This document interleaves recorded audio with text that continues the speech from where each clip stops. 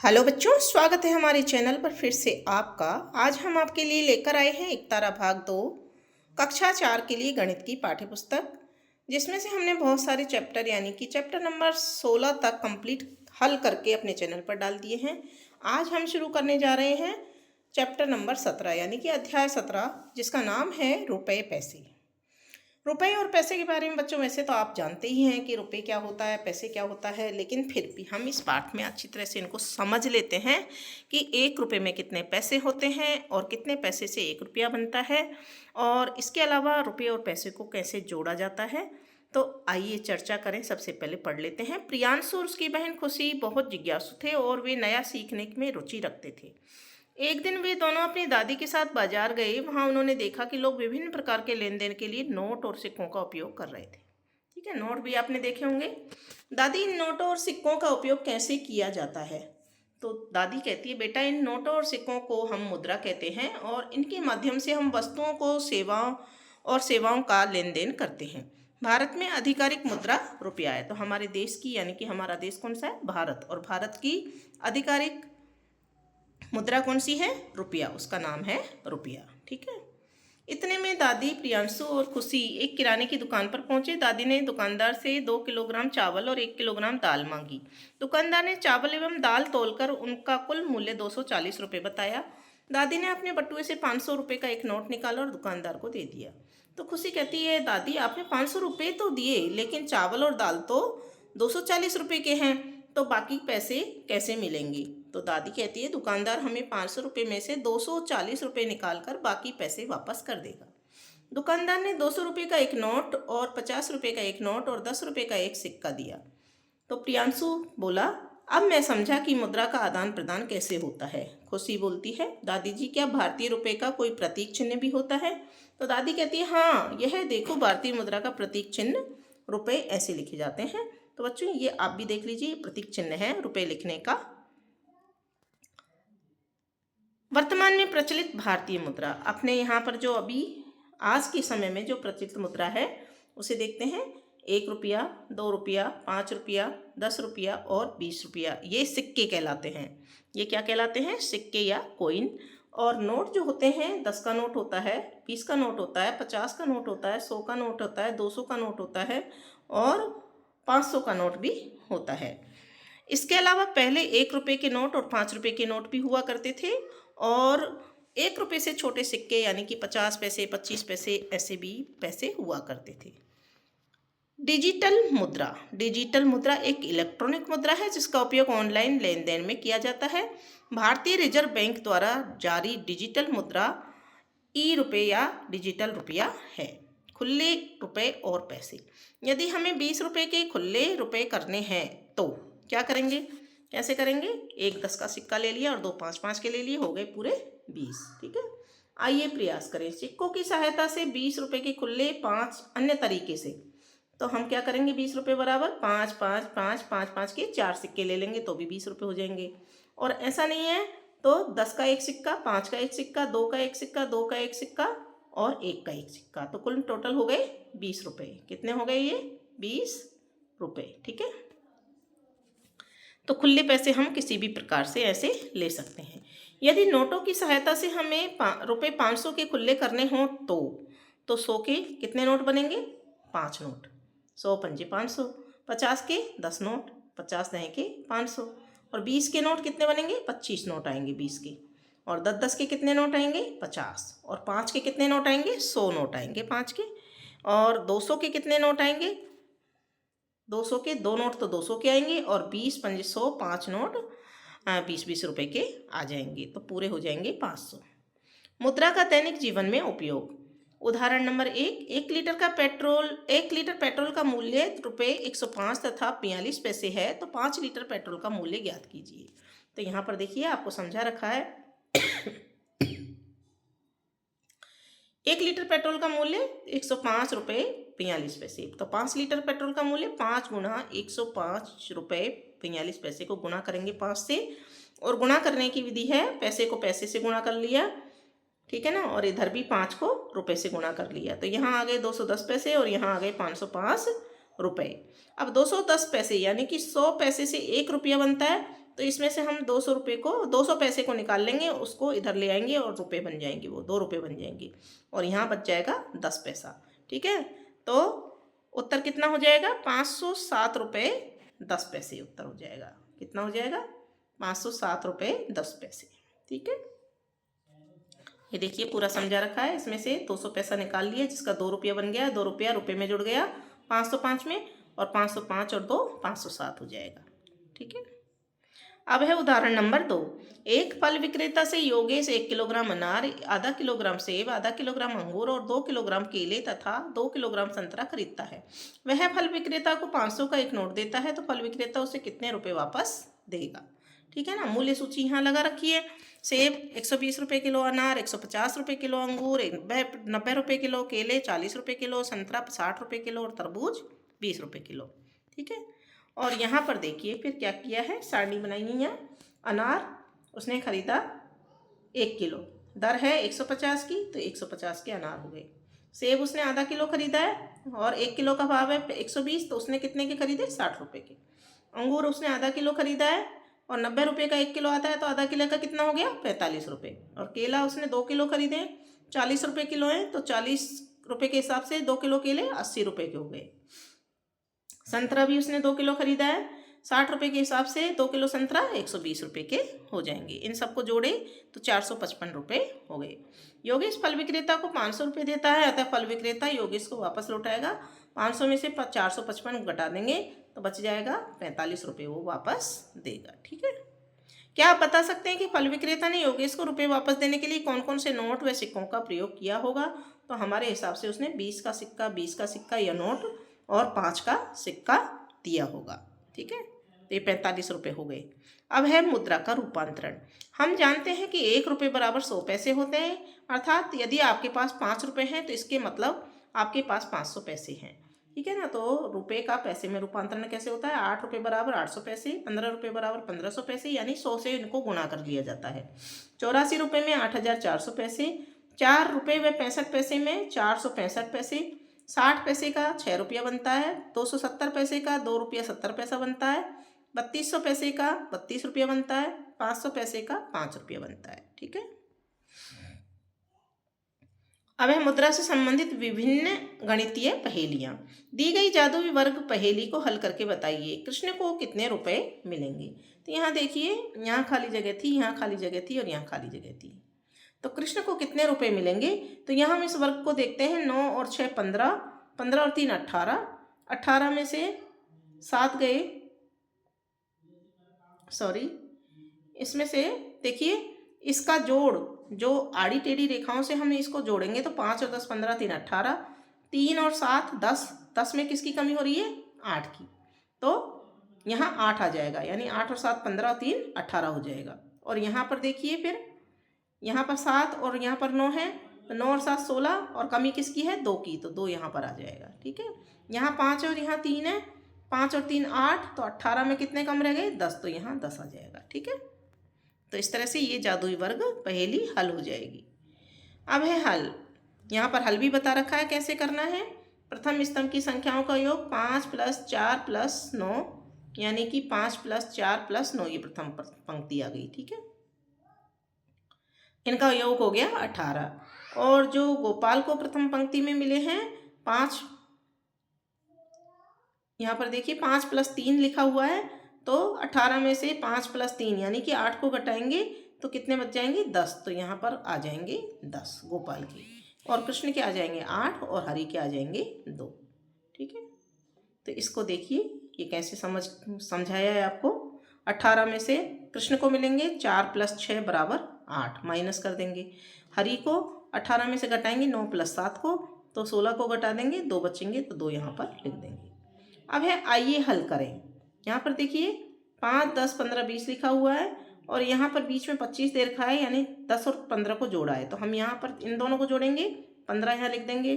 इन दोनों को जोड़ेंगे तो 20 और 15 35 हो जाएंगे, 35 और 25 को जोड़ेंगे तो यहाँ 60 आ जाएगा, और 25 और 15 को जोड़ेंगे 40 आ जाएगा, और 60 और 40 को जोड़ेंगे 100 आ जाएगा। फिर यहाँ देखिए क्या हो रहा है। यहाँ पर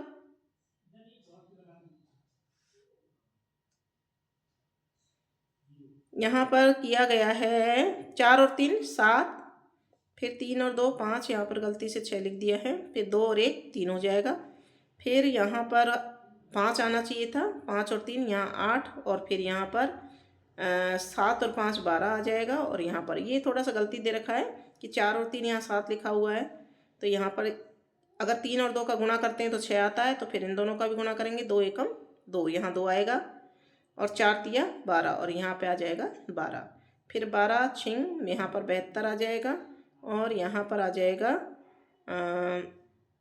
6 गुणा 2, तो 6 दूनी 12 आ जाएगा।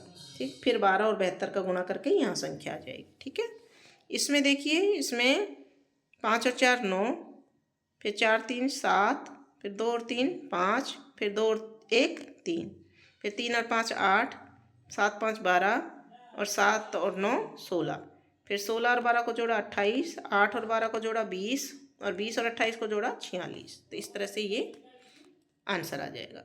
एक कार्यक्रम में 40 बच्चों ने भाग लिया। नीचे दिए गए चार्ट को देखिए और बताइए कितने बच्चे नृत्य में भाग ले रहे हैं। तो यहाँ पर हम इसको देख रहे हैं कि नृत्य में इस गोले में से आधे पर ये आधे बच्चे हैं, तो हम लिख देंगे आधे।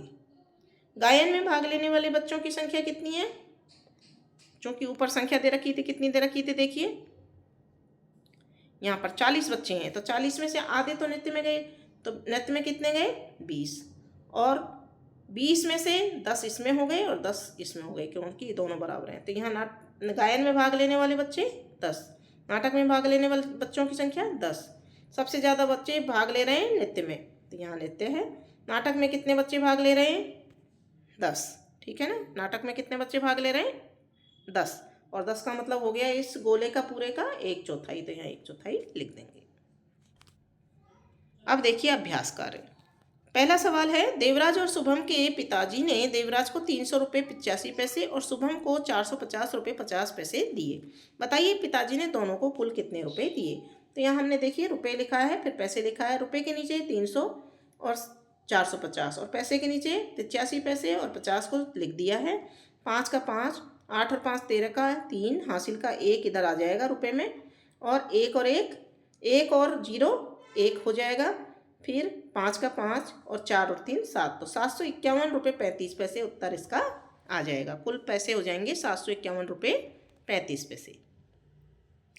दूसरा सवाल है, आदित्य के बैंक खाते में 2200 रुपये 75 पैसे थे, उसमें से उसने 856 रुपये 90 पैसे किस्त के कट गए, तो अब उसके खाते में कितने रुपए शेष बचे। तो यहाँ भी ऐसे ही करेंगे, इधर रुपये लिखेंगे, इधर पैसे लिखेंगे।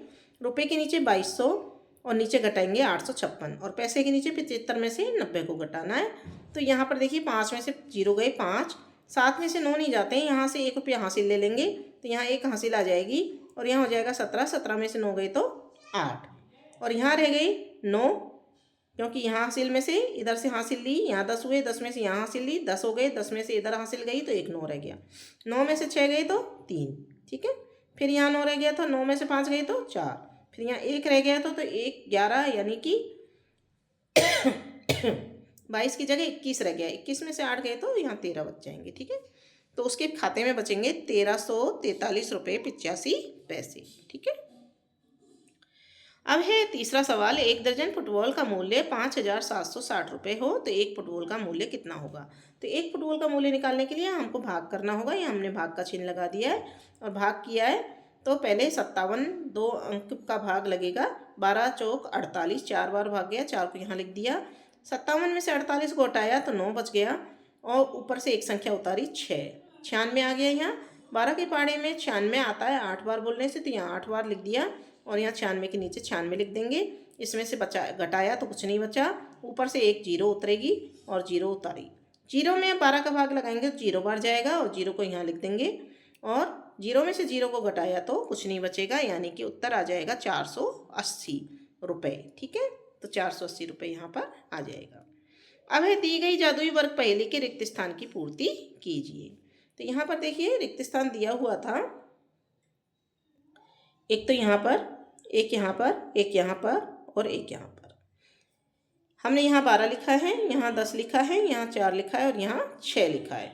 अब इनको जोड़ के देखें, 12 7 19 और 5 12 7 19, 19 और 5 24, 6 और 8 14 और 10 24, 11 और 4 15 और 9 24, 5 और 10 15 और 9 24, 12 और 8 20 और 4 24, 11 और 6 17 और 7 24। तो इस तरह से ये जादुई वर्ग किधर से भी जोड़ो इनको और तिरछे जोड़ेंगे। 7 और 8 15 और 9 24, 11 8 19 और 5 24। तो किस तरह से भी इनको जोड़ेंगे, आड़े तिरछे खड़े, तो सभी जगह इनका योगफल 24 आएगा। ठीक है।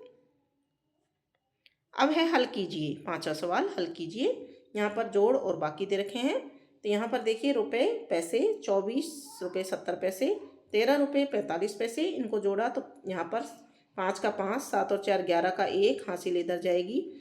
4 में हासिल जोड़ दी 1, तो कितने हो गए 5 और 3 8, फिर 2 और 1 3, तो यहाँ 38 रुपये 15 पैसे उत्तर आएंगे। फिर यहाँ देखिए रुपये पैसे 132 रुपये 55 पैसे, 343 रुपये 0 पैसे।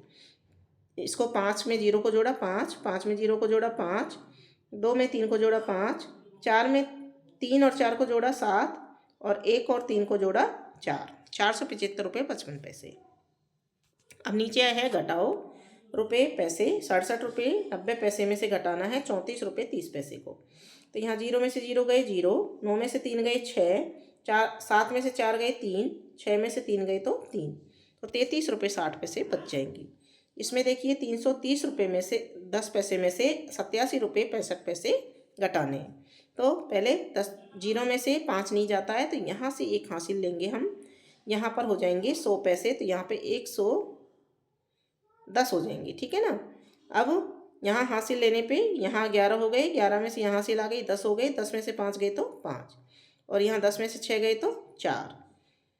यहाँ पर फिर 9 रह गए थे, 9 में से 7 गए 2, और यहाँ पर 2 रह गए थे, 2 में से 8 नहीं जाता, यहाँ से हासिल ली पहले, तो 12 में से 8 गए 4, और यहाँ 2 रह गए थे, 2 में से नीचे कुछ नहीं है, 2 में से 2, 242 रुपये 45 पैसे यहाँ शेष रह जाएंगे। 5वां सवाल है 23 रुपये 45 पैसे को गुणा करना है 7 से। 7 से गुणा करेंगे, 7 पंजे 35 का 5, 4 चौक 28, 28 और 3 हासिल की जोड़ी 31 का 1 हासिल की 3 इधर आ जाएगा, और 7 तिया 21 और 4 21 और 3 24, 24 का 4 लिख दिया, हासिल की 2 आ जाएगी, 7 दूनी 14 और 2 16, तो 164 रुपये 15 पैसे आ जाएंगे।